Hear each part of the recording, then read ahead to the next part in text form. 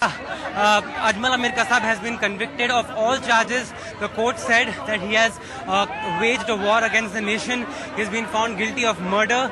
He's been found guilty of abetting murder of all the 166 persons. He's been also found guilty of murdering 7 persons directly. But beyond that, the major story coming out is that the other 2 accused have both been let off and acquitted on all charges. So Fahim Ansari and Sabahuddin Ahmed, the court in fact said that the evidence against them is so weak in quality and quantity that they cannot hold them guilty and they have to be acquitted right away on all charges.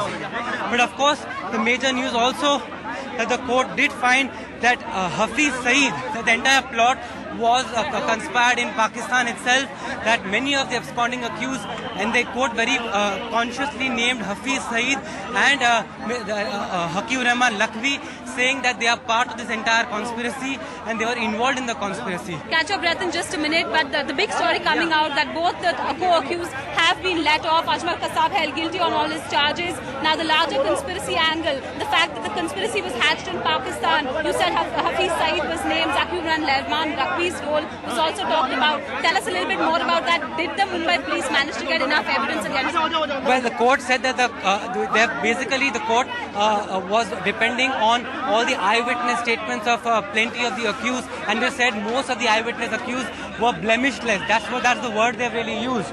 Also, he went on to narrate all the charges under which Kasab has been found guilty. Basically, he's been found guilty, first of all, for waging war against India. The court very clearly said that a foreign national can be found guilty under for waging war, and the way the planning was done, the acquisition of arms, ammunition, training, all of that was clearly indicative that this was just like any other war. 26/11 was an act of war. The court was very clear on that. Also, the fact that NSG commanders were used and the resistance really given to them by the 10 terrorists was a proven point that the resistance was indicative of their motivation to fight a war itself. And this is as far as waging of war is concerned, they were also held, of course, guilty for conspiracy. The court mentioned that the evidence, there is no direct evidence against the handlers that they were in Pakistan, but by inferring to the confessional statement of Kasab and the circumstantial evidence, it can be clearly said that yes, Kasab and the other handlers were based in Pakistan.